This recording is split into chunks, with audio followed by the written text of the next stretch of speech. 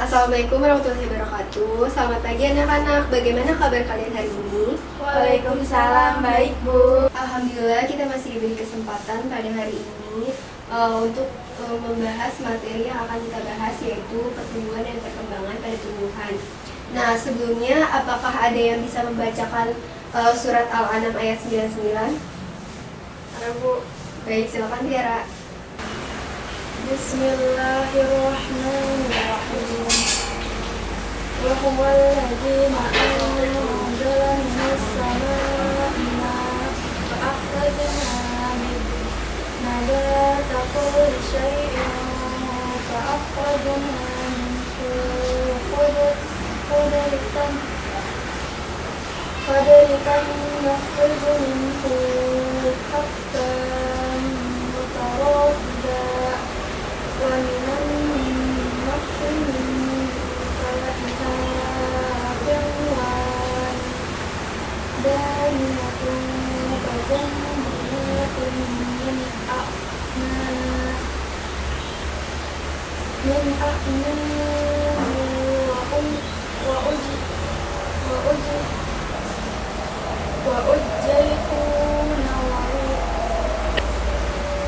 وأجيتون والرمان مستبها وغير متشابه انظروا إلى ثمره إذا أثمر وينعم إن في ذلكم لآيات لقوم يؤمنون.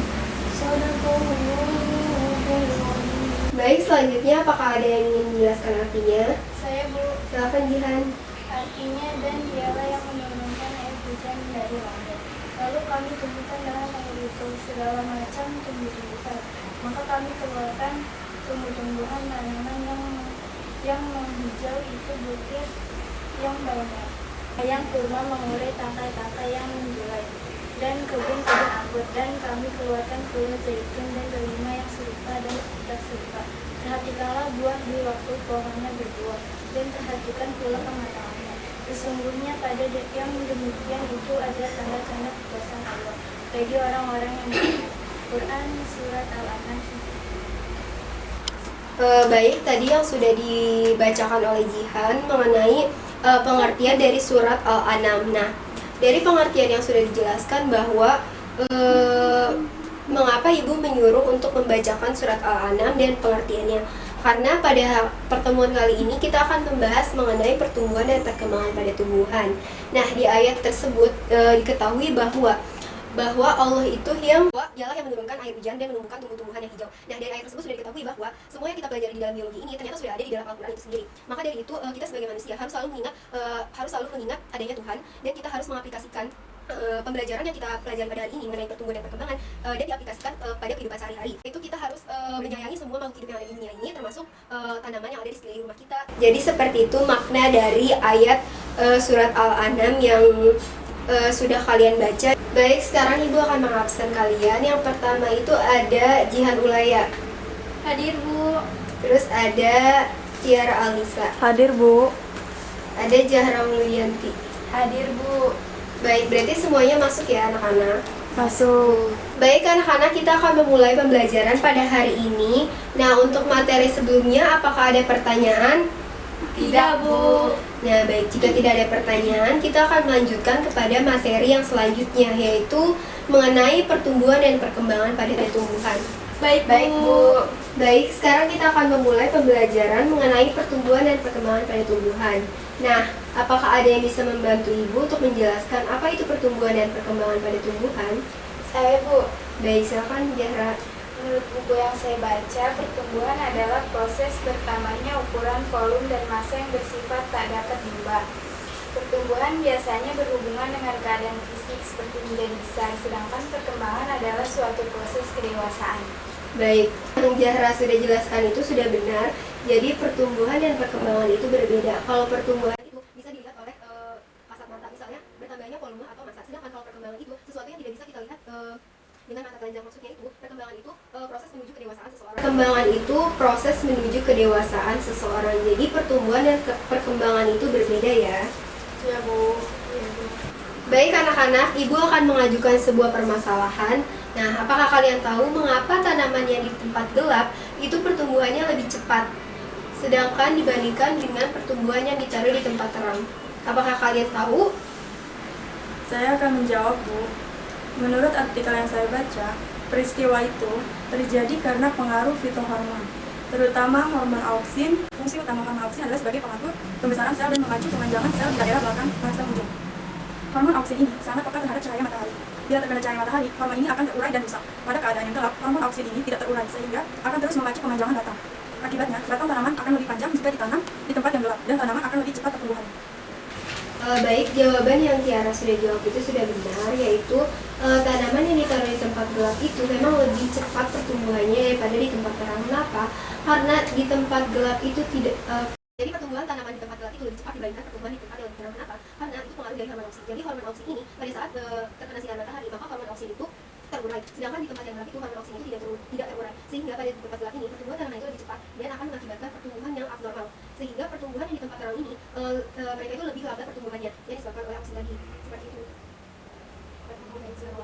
Baik anak-anak, selanjutnya kalian akan membentuk kelompok. Nah, setiap kelompok itu masing-masing mencari informasi dan jawaban dari soal yang Ibu kasih. Nah, kalian mencari jawaban dan informasi tersebut. Setelah itu, kalian presentasikan ke depan. Masing-masing dari kelompok kalian mempresentasikan hasil diskusi tersebut. Baik, Bu. Baik anak-anak, apakah diskusinya sudah selesai? Sudah, Bu. Nah, jika sudah selesai, masing-masing dari perwakilan kelompok kalian maju ke depan untuk mempresentasikan hasil diskusinya. Baik, Bu. Saya akan mempresentasikan hasil diskusi kami dari kelompok 1. Saya perwakilan dari kelompok 1 ingin mempresentasikan hasil diskusi kami mengenai perbedaan epigel dan hipogel dari gambar yang disajikan. Perkecambahan epigel dengan ciri hipokotil memanjang sehingga plumula dan kotiledon. Perkecambahan epigel dengan ciri hipokotil memanjang sehingga plumula dan kotiledon ke permukaan tanah, dan kotiledon melaksanakan fotosintesis selama daun belum terbentuk. Sedangkan perkecambahan hipogel dengan ciri epikotil memanjang sehingga plumula keluar menembus kulit biji dan muncul di atas permukaan tanah, sedangkan kotiledon tertinggal dalam tanah. Sekian dari presentasi saya, kurang lebihnya mohon maaf. Assalamualaikum warahmatullahi wabarakatuh. Waalaikumsalam. Baik anak-anak, selanjutnya kelompok siapa yang ingin maju? Baik, saya dari kelompok 2 ingin mempresentasikan hasil diskusi kami mengenai mengapa jikalau sitokinin banyak diberikan pada tumbuhan akan banyak tumbuh tunas, tetapi jikalau sedikit diberikan pada tumbuhan akan terbentuk banyak akar. Jawabannya, hal ini terjadi sebab sitokinin sanggup menghentikan dominasi pertumbuhan kuncup atas atau apikal dan merangsang pertumbuhan kuncup samping atau lateral. Baik anak-anak, sudah semua mempresentasikan hasil diskusinya. Sekarang Ibu memberikan kesempatan kepada kalian bagi siapa yang ingin menanggapi hasil diskusi dari kelompok lain. Silakan, apakah ada yang ingin menanggapi? Saya, Bu.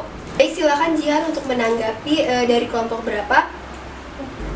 Baik, Bu.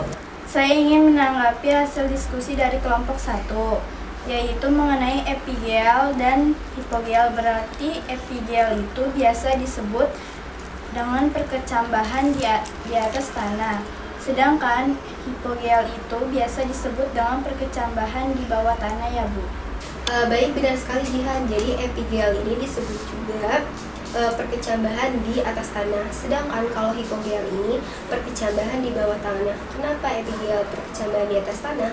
Karena pada saat plumula tumbuh maka kotiledon tersebut berada di atas tanah, sedangkan pada hipogel ini pada saat plumula tumbuh kotiledon itu berada di bawah tanah. Baik anak-anak, sekarang semua kelompok sudah menyampaikan hasil diskusinya dan juga sudah menanggapi hasil diskusinya. sekarang ini berarti Ibu sudah menganggap kalian sudah memahami materi-materi yang sudah dijelaskan ya. Iya, Bu. Nah, baik, selanjutnya Ibu akan membagikan kalian soal. Soal ini berisi 5 soal. Setelah kalian isi, kembalikan lagi ke Ibu ya.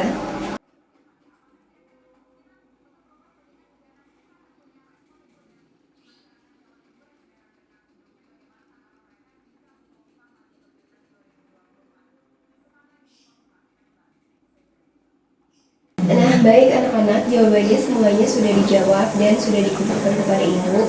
Nah, dari soal tersebut, apakah ada yang masih belum dimengerti?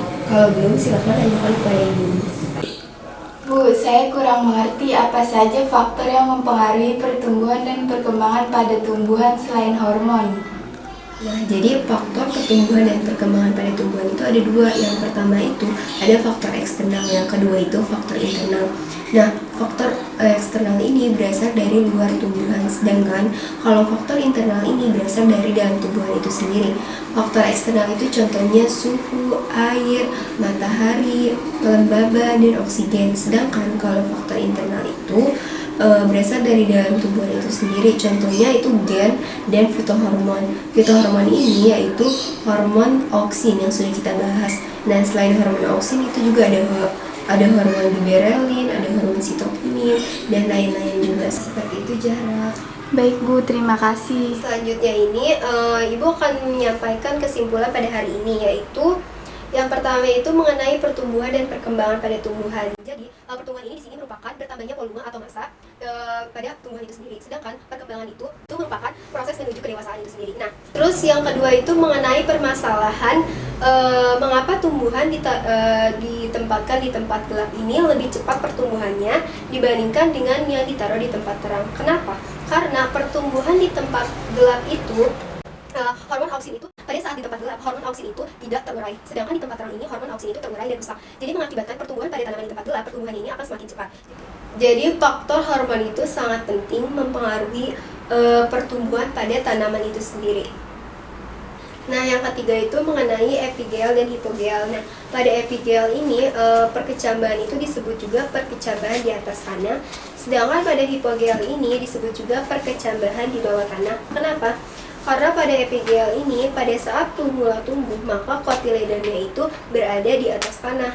Sedangkan pada hipogel ini, perkecambahan pada saat mulanya tumbuh, kotiledon ini berada di bawah tanah.